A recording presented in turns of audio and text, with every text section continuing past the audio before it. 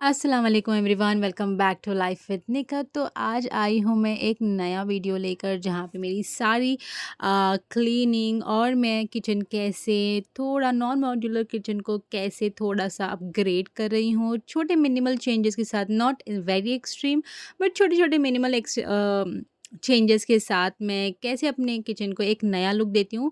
Let's get started. So before doing that, तो मेरा घर ना एवरी मंथ मेरा एक रूटीन है कि ये नहीं, चाँद का महीना होता है ना, तो एवरी मंथ चाँद के फर्स्ट वीक में मैं मेक श्योर करती हूँ कि मेरा घर धुले। If not every month but at least once in 2 months तो मेरा घर धुलता ही धुलता है। मॉपिंग वगैरह तो चलना ही चलना है, बट या ये एक तरह का एक रूटीन मैंने अपनी लाइफ में अपने आप को दिया है कि भई महीने में या डेढ़ महीने में, 2 महीने में एक बार तो घर धुलना ही धुलना है।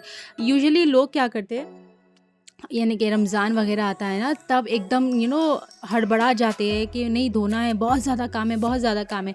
तो ये अपने आप को स्ट्रेस से ना कम करने के लिए ये बहुत अच्छी रूटीन आप अपने आप के लाइफ़ में लेकर आ सकते हो कि ये ना हर महीना अगर आप धीरे-धीरे क करके साफ़-सुथरा अगर आप रखोगे, तो ये जैसे ही ये इबादत के महीने आपके अनक़रीब आते हैं ना, तो आपको इसमें पैनिक होने का ज़रूरत नहीं पड़ेगी। यानी कि आराम से आप आपका एक टेंशन फ्री रहेगा कि मेरा घर साफ़ ही है, बस मुझे थोड़ा-सा और उसको क्लीन आउट करना है, जहाँ पर हम लोग ज़्यादातर नहीं जाते, दैट्स इट।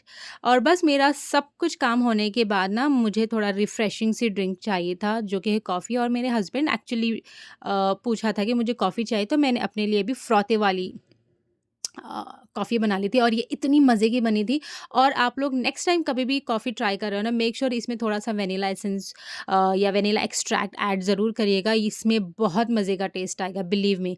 और यहाँ पर ना मैं लगी थी कुछ डीआईवाई प्रिपेयर करने के लिए। अब हर चीज़ तो हम बाहर से परचेज़ नहीं कर सकते गाइज़, कम ऑन। आपको एक कुछ चीज़ चाहिए तो ज़रूरी नहीं है कि आप हर चीज़ बाहर से ही परचेज़ करें। जो भी आपके पास चीज़ें अवेलेबल है, उसको अपनी हुनर में कन्वर्ट करना या कुछ नया ट्राई करना, इसमें अपना ही मज़ा है। तो बस मैं भी यहाँ पर मेरे पास कुछ पुरानी लकड़ी पड़ी हुई थी, उसको मैंने अ वॉलपेपर से कवर कर कर एक कीले वगैरह ठोकर एक स्टैंड की तरह बनाया है, जो कि वॉल स्टैंड होगा। इसको मैं यूज़ करूँगी अपने किचन के लिए। और साथ ही साथ ना मैं सारे डिब्बे को खाली कर रही हूँ ताकि मैं वॉश कर सकूँ। और मेरे माइंड में एक कुछ थॉट था कि मुझे नया लुक भी देना है और मुझे ज़्यादा एक्सपेंडिचर भी नहीं करना है। तो बस मैंने यहाँ पर अपना जुगाड़ू आइडिया लगाया है और मैंने पुराने ही डिब्बों को धो-धुलाकर अच्छे से उसके लिड को ना मैंने ऐसे स्प्रे पेंट से गोल्डन कलर का उसको लुक देना था मुझे। बिकॉज़ मेरा जो चूल्हा नया मैंने जो परचेज़ किया है, आपने वो व्लॉग देखा ही होगा जहाँ पे मैंने सारी डिटेल्स बताई थी आपको कि मैंने मेरा न्यू परचेज़ किया है। अगर नहीं देखा है तो मैं उसका लिंक प्रोवाइड कर दूँगी, please go and check it out. और यहाँ पर बस मेरा सारा पेंट वग़ैरह हो चुका था, तो मैं उसको सूखने के लिए रख दिया था।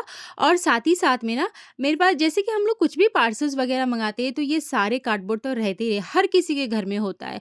आजकल तो फूड डिलीवरी वाले भी कार्डबोर्ड में डिलीवर कर रहे हैं। ये मेरे हस्बैंड ने ना मटका वाला बिरयानी मँगाया था, तो ये कार्डबोर्ड के एक अच्छे से जैसे रैप होके आता है ना पार्सल्स वग़ैरह, ये भी वैसे ही आया था। तो बस मुझे वो देकर ना, इतना अच्छा सॉलिड बॉक्स था, मैं बता नहीं सकती आपको। तो वही बॉक्स को मैंने ना 2 हिस्सों में कट कर कर अच्छे से उसको 2 जॉइंट्स कर लिया था ताकि उसकी मज़बूती हो जाए। और साथ ही साथ में ना ये जो टिश्यू रोल होता है ना, वो ख़त्म हो गया था। वो टिश्यू रोल को भी मैंने हाफ़ में कट करके उसको चकले पर पेस्ट कर दिया था। और बस ये हमारा छोटा-सा छोटे-मोटे से मिरर वग़ैरह पड़े हुए थे, वही ऐड कर दिया था और लिख दिया था माय किचन। तो बस ऐसे ही अपने किचन को छोटे-छोटे चीज़ों में आप खूबसूरत बना सकते हो। ज़रूरी नहीं कि हर चीज़ नहीं परचेज़ करनी है। खरीदना कोई बुरी बात नहीं है, अगर अल्लाह ने दिया है तो ज़रूर खरीदिए। बट जो चीज़ अपने आप में तैयार करने की खुशी मिलती है ना, उसकी बात ही अलग होती है। तो यहाँ पर ना मैंने मेरा रैक मँगवाया था, यानी कि मुझे जो भी स्पाइसेस वग़ैरह रखने के लिए चाहिए था, वो मुझे मँगाया था मैंने। और उसका लिंक भी मैं आपको प्रोवाइड कर दूँगी। ये मुझे पड़ा था अराउंड 744 आई बिलीव। उसकी सारी डिटेल्स मैं आपको प्रोवाइड कर दूँगी। और साथ ही साथ में ना कुछ डेकोरेटिव पीस भी मँगाए थे। ये एक्चुअली मल्टीपर्पज़ है, वो किस तरह से यूज़ करूँगी मैं आने वाले व्लॉग में बताऊँगी। और साथ ही साथ में मेरा एक स्पेसिफ़िक सेक्शन मैं रखना चाह रही थी, जहाँ पर मेरे सारे डिस्पेंसरी यानी कि वॉशिंग पाउडर हो गया है, लिक्विड सोप वग़ैरह हो गया, वो सारी चीज़ें एक जगह होगी और ये सारे बास्केट वग़ैरह जो भी देख रहे हैं ना, ये कुछ भी नया नहीं है, ये सारा सब कुछ मेरा पुराना है। और ये पॉलीथीन बैग ना इतना गंदा लग रहा था, मैं बता नहीं सकती। और मार्केट में ना आपको रेडीमेड वाले भी मिल जाएँगे, बट मेरे पास ये डिब्बा रखा हुआ था, तो मैंने सोचा सारे पॉलीथीन्स वग़ैरह को मैं अच्छे से फ़ोल्ड कर दूँगी, फ़ोल्ड करके उसके अंदर मैंने रख दिया है। जभी भी रिक्वायर्ड होगा तो मैं निकाल लूँगी। इससे आपका किचन भी क्लटर फ्री रहेगा और थोड़ा डिसिप्लिन ऑर्डर में भी हो जाएगा। सो ये मेरा न्यू रैक है, किचन का स्टोरेज रैक है, जो मैंने मँगाया है और यहाँ पे मैं अरेंज करने लगी हूँ। अब ये ना मैं शूट करते समय ये इसका सा बहुत ज़्यादा मैंने डायमेंशंस वग़ैरह चेंज करके भी देखा है। यानी कि जो बेहतर लगता है, जो कन्वीनिएंट होता है, यानी कि हम चीज़ें ऐसे रख मतलब यूजुअली मेरा तो मानना ये है कि चीज़ें ऐसे हो जो आसानी से हाथ में आ जाए। बस ऐसा ना हो कि भई हम बस उसको शो के लिए रख रहे हैं, नहीं। When you are in the kitchen ये मोस्टली होता है मेरे लिए, क्योंकि मैं जब जॉब वग़ैरह करती थी ना, तो मुझे सारी चीज़ें एकदम सामने दिखनी चाहिए होती थी, क्योंकि इतना टाइम नहीं होता था, फटाफट से बस ज़्यादा टाइम किचन में स्पेंड नहीं करती थी। बट हाँ, जॉब जॉब क्विट करने के बाद मेरा ज़्यादा से ज़्यादा टाइम अब किचन में गुज़रता है। तो अभी भी लेकिन मेरी आदत इतनी यूज़्ड टू हो गई है कि मुझे सारी चीज़ें मेरे नज़र के सामने चाहिए। यानी कि अगर अंदर रह गई तो बस रह ही गई।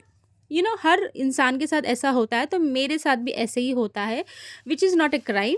सो या तो मेरे को चाहिए कि सारी चीज़ें मेरे सामने हो और मैं उसको फटाफट से निकाल कर ज़्यादा से ज़्यादा इस्तेमाल में लेकर आऊँ। और मैंने ये मँगाए थे, छोटे से स्टिकर्स वग़ैरह भी मँगाए थे। इसमें बहुत सारे नेम मिसिंग है और जो भी मेरे पास वो उसमें चार्ट में अवेलेबल थे ना, लेबलिंग, वो मैंने पेस्ट कर दिया और बाकी के लिए मैं दूसरा मँगवा कर मैं पेन से जो लिखने वाला होता है ना, वो मैं लिख दूँगी। फ़िलहाल के लिए जो-जो भी अवेलेबल नेम्स वग़ैरह थे, वो मैंने उसमें रीफ़िल करके पेस्ट कर दिया था।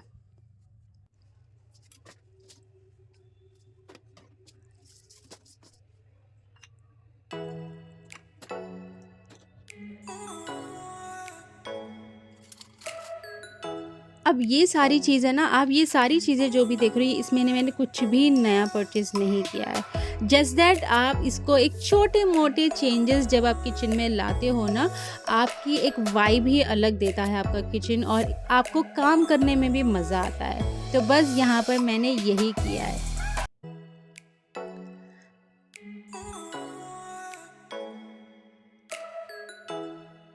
आप लोग को मेरा ये वाला कॉर्नर कैसा लगा? अच्छा लगा या नहीं लगा?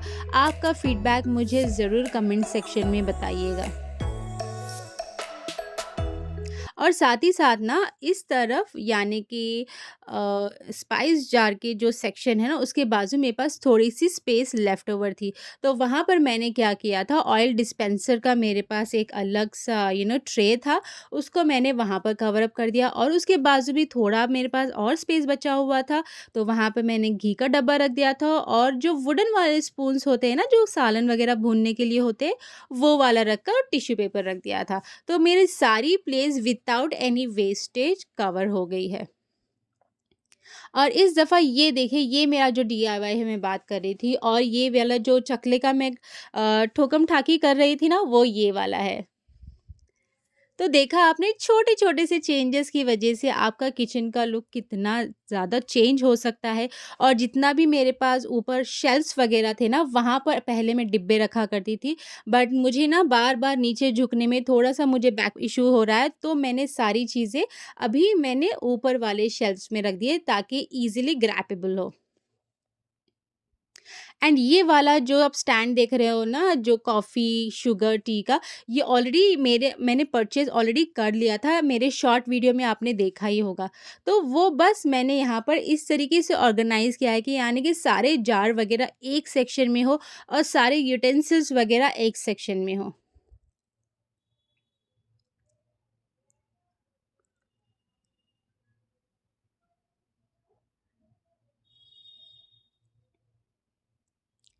एंड ये मेरा डीआईवाई भी मैंने बनाया है। आपने छोटे मेरे मेरे शॉर्ट वीडियो में मैंने इसकी डिटेल्स भी शेयर की थी। start with Bismillah and end with Alhamdulillah. How can we forget that to thank and show gratitude towards God. आपने जितने भी आपके पास नेमतें हैं उसका शुक्र अदा करना, तो मतलब जितना हम करें उतना कम होता है। चाहे आपके पास परेशानी वगैरह तो एक चैलेंजेस लाइफ में आते ही आते हैं, यानी कि फैमिली इश्यूज़, बच्चों का प्रॉब्लम है, फाइनेंशियल इश्यूज़ है, हेल्थ इश्यूज़ है, ये सारी चीज़ें नेवर एंडिंग है। यानी कि ये आपके हयात के साथ-साथ ये सारी चीज़ें आपको लगी रहती है। बस आप इससे कैसे डील करते हो, कैसे टैकल करते हो, कैसे स्ट्रेस फ्री रहते हो, ये आपके ऊपर डिपेंड करता है। और अपने आप को आप किस तरह से डाइवर्ट करते हो, अपने माइंड और हार्ट और अपनी बॉडी को किस तरह से उससे डील करने की हिम्मत जुटाते हो, ये आपके ऊपर डिपेंड है। So that's it for today guys. Hope you like my video. If you like it, give it a thumbs up and subscribe to my channel.